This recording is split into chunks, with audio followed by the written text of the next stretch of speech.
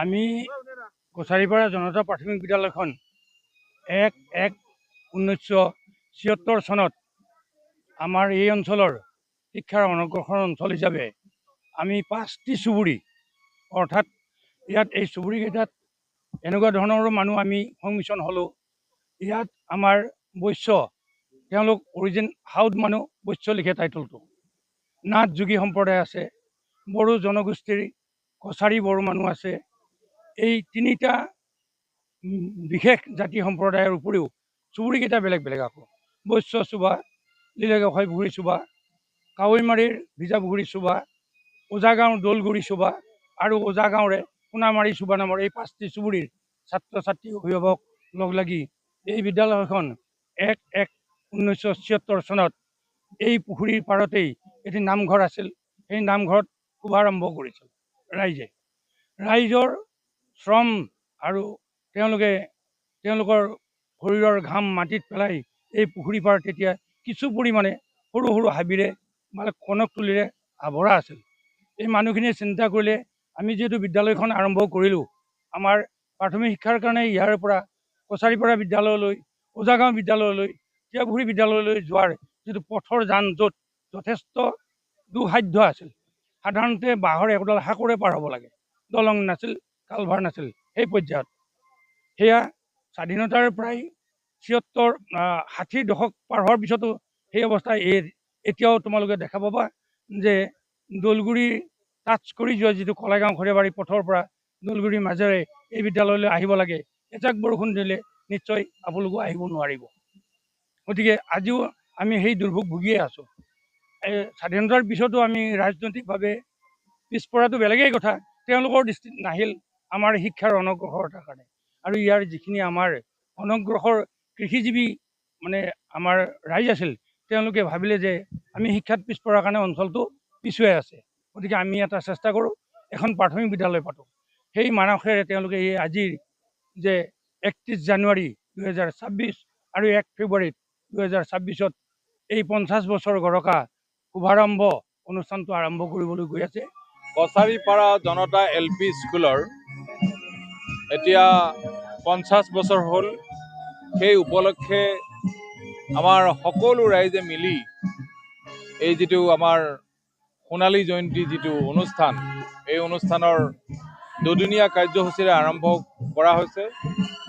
অহা ৩১ জানুৱাৰী আৰু ১ ফেব্ৰুৱাৰীত এই কাৰ্যসূচী হ'ব।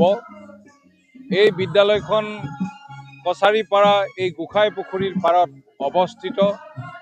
আজিৰ পৰা ৫০ বছৰৰ আগতেই এই LP স্কুলখন আমাৰ সকলোৰে সন্মানৰ অতি শ্ৰদ্ধাৰ কদম চন্দ্ৰ নাথদেৱে আৰম্ভ কৰিছিল আৰু সেই দিনাৰ পৰাই এই সুদীৰ্ঘ ৫০ বছৰে এই LP স্কুলখনৰ পৰা ভালেমান সংখ্যক ছাত্ৰ ছাত্ৰীয়ে ওলাই গৈ উচ্চ শিক্ষা ল'বলৈ সক্ষম হৈছে। প্ৰথমতে ইয়াৰ এছামিজ মিডিয়াম আছিলে আৰু মাজত আমাৰ এছামিজ মিডিয়ামটো বন্ধ হৈ গ'ল, ছাত্ৰ ছাত্ৰীসকলক প্ৰাইভেট স্কুললৈ লৈ গ'ল। শেষত আমাৰ এই দৌলগুৰি গাঁৱৰ যিটো চুবা, এই চুবাটিয়ে দৌলগুৰি চুবাটিয়ে তেওঁলোকৰ যি আমাৰ বড়ো মিডিয়াম, এই বড়ো মিডিয়ামটো বৰ্তমানো চলি আছে। গতিকে আমি এই দুদিনীয়া বৰ্ণাঢ্য কাৰ্যসূচীৰে এই অনুষ্ঠানটো আয়োজন কৰিছোঁ। আমি ৰাইজৰ সহযোগিতা কামনা কৰিছোঁ।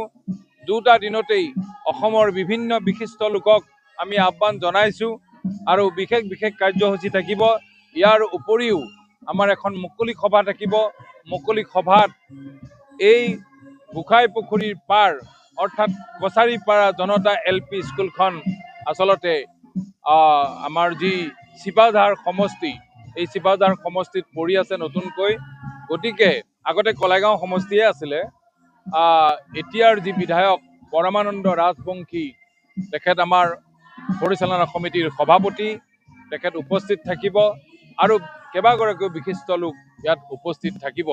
ইয়াৰ উপৰিও 2 দিনতেই 2খন সাংস্কৃতিক অনুষ্ঠান আছে সন্ধিয়া আৰু এই সাংস্কৃতিক সন্ধিয়াত বিশেষভাৱে 1 তাৰিখে ফুকন বড়োক আমি আমন্ত্ৰণ জনাইছোঁ আৰু তেখেতৰ লগতে কেইবাগৰাকীও বিশিষ্ট স্থানীয় শিল্পীয়ে অনুষ্ঠান পৰিৱেশন কৰিব।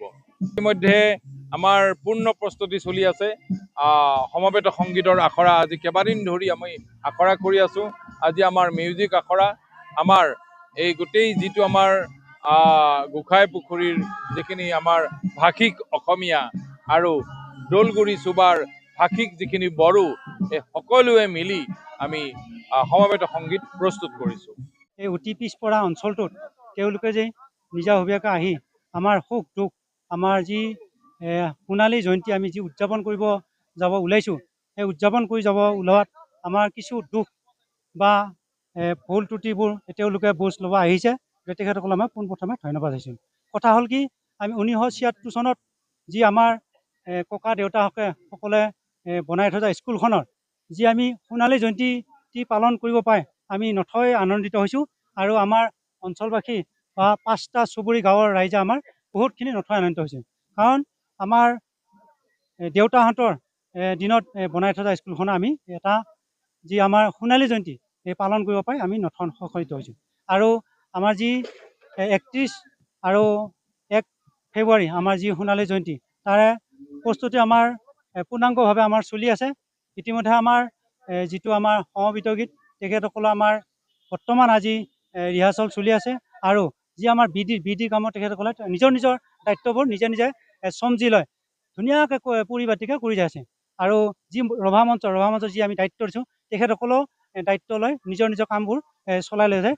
তাৰ কাৰণে মই তেখেতসকলক সকলো উপসমিতিবিলাকক মই ধন্যবাদ যাচি আহি থকা 31 আৰু 1 জানুৱাৰীটো আমি সুকলমে পাৰ কৰিব পাৰিম বুলি ভাবিছোঁ।